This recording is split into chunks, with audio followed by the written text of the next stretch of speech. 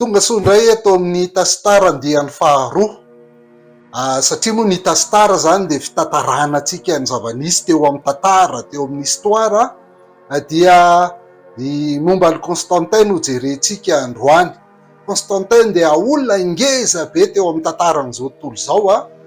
Misy ny laza hoe izy ny nanorina ny fivavahana kristiana, ao indray ny laza hoe izy ny nandrava ny fivavahana kristiana, fa andeha rahantsika ara-ny tantarany.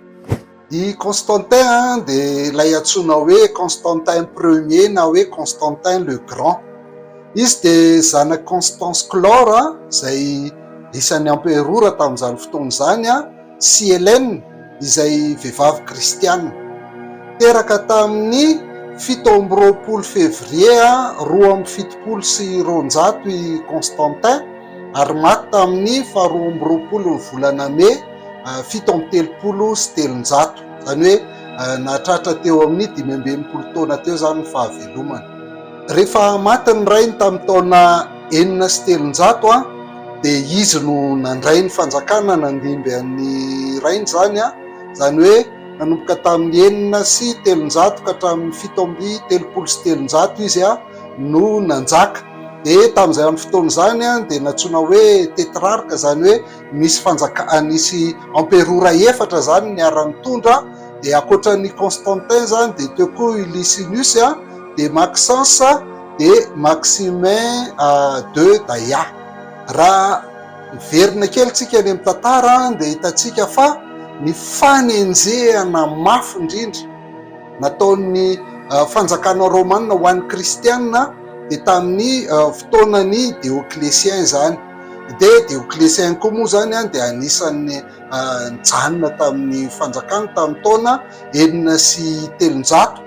Dia na dia mafy be ara ny fanenjehana nataon'ny Dioclétien, dia tsy nahasakana ny kristiana tsy hitombo zany, sady ny tombo ara-panahy no ny tombo araka isa zany, na dia maro be mihitsy ara-ny kristiana izay maty tamin'ny andron'ny Dioclétien.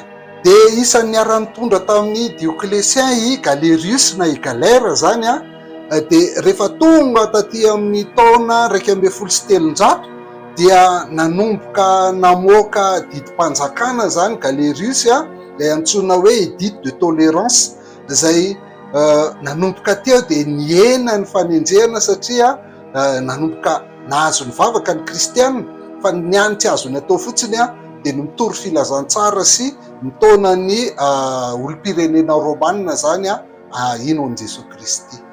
Araka rehefa voalazantsika teo dia tamin'ny taona 1903 i Constantin nanomboka nanjaka. Dia tamin'ny taona 1270 dia niady andeha hiady tamin'ny Maxence, ray amin'ireo emperora zany izy, tao amin'ny Pont de Milvius no nandeha niady. Dia talohan'io ady io izy dia nahita fahitana azo fijaliana mamirapiratra be zay teny an-danitra.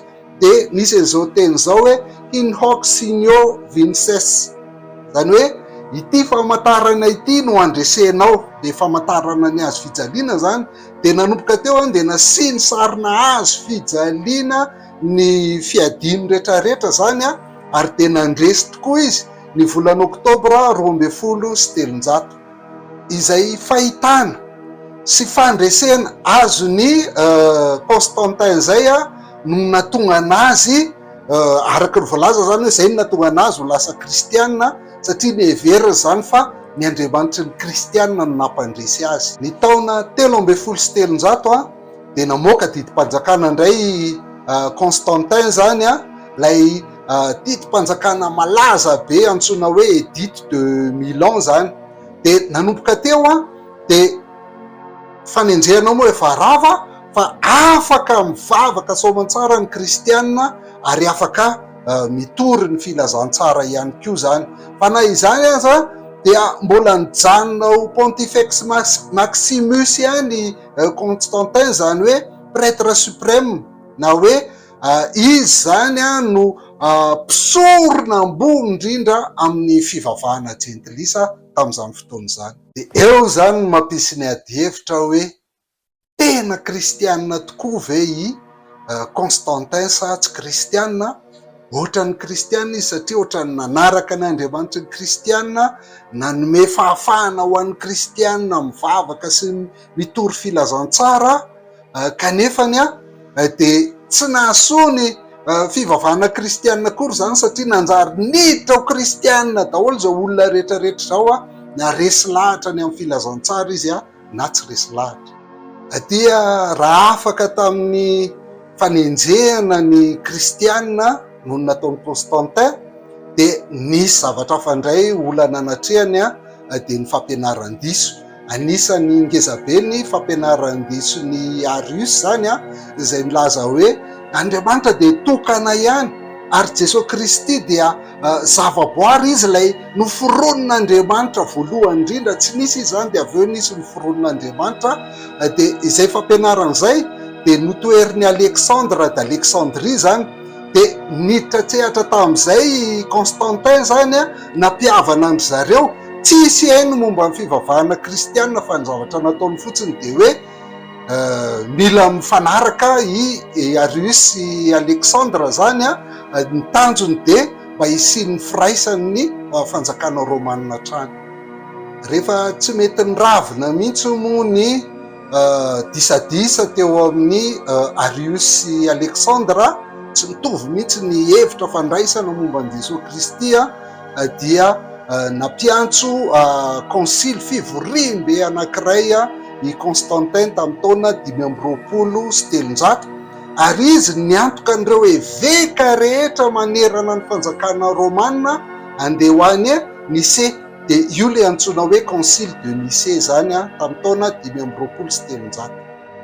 Satria moa i Constantin niantoka ireo eveka tonga rehetra nanatrika ny concile de Nice io dia nieritreritra hitondra n'ilay fivorimbe ihany koa izy, saingy tsisy zavatra fantany tamin'izany. Dia anisan'ny tena nanohatra ny Arius indray zany tamin'ny fotoana io dia hiatanazy. Izy no nametraka hoe Andriamanitra dia Andriamanitra tokana ary mitovy natiora amin'Andriamanitra tanteraka i Jesosy Kristy fa tsy zavaboary zany. Nanampy ny fijeriny Atanazy mifanaraka amin'ny Baiboly tamin'izany moa dia Basile de Césarea, Grégoire de Nice ary Grégoire de Naziance. Dia izay no nivoahan'ny fanekem-pinoana niseanina, izay fanekem-pinoana mbola tonono ny fiangonana maro mandraka ankehitriny. Fa afahantsika manampy ihany koa hoe tena kristiana afaka mibaiko momba ny finoana ve i Constantin dia ny fiainany tokantranony. I Constantin dia nanana vady anankiroa, i Minervina ny anankiray dia Fausta ny anaran'ny vadiny anankiray. I Minervina dia niteraka ny Crispus ary i Crispus io dia novonoiny Constantin tamin'ny taona 420 ary Fausta ihany koa le vadiny faharoa zany dia mbola nivonoiny ihany koa tamin'ny taona 430 ao aorianan'ilay concile de Nice zany. I Fausta dia niteraka zazalahy telo dia lasa nanjaka ihany koa moa ireo taty aoriana, dia Constantin 2 dia Constantinus 2 ary Constant zany. Dia ny fomba fitondran'izy anankitelo ireo dia mitovy amin'ny an'iray ihany nanome vahana ny kristianisma hatrany izy ireo mandrapatonga ny kristianisma ho fivavahan'ny fanjakana zany nantsoina hoe religion d'État taty aoriana. I Constantin dia taty amin'ny taona 737 aloha kely ny hafatesana izay vao nanaiky atao batisa zany ary tamin'izany fotoana zany dia efa niena be mihitsy ny finoan'ny kristiana na dia nitombo be dia be raha ny olona lasa kristiana. Tsy misy valaka amin'izany ny zava-nitranga teto Madagasikara. Tamin'ny andron'ny ranavalona voalohany dia nenjehana ny kristiana, saingy tena nanana finoana mafy orina izy ireo ka tsy nanaiky niala tamin'ny finoany hatramin'ny fahafatesana. Dia izay nahitantsika martyra be dia be mihitsy teto Madagasikara vokatr'izany.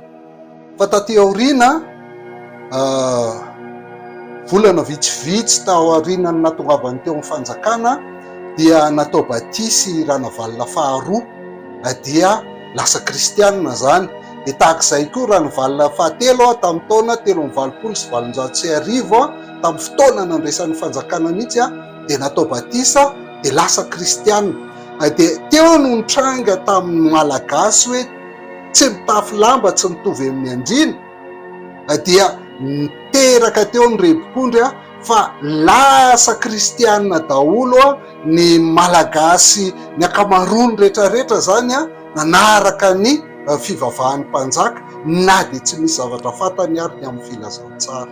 Dia ny antombo isabe zany kristianina fa very niaraka tamin'izay koa le finoany rasalama martyra sy ry Faralahandriamazoto fa dia feno ny fiangonana fa tsy mahalala ny amin'ny Jesosy Kristy sy ny filazantsara ireo olona mameno fiangonana ireo.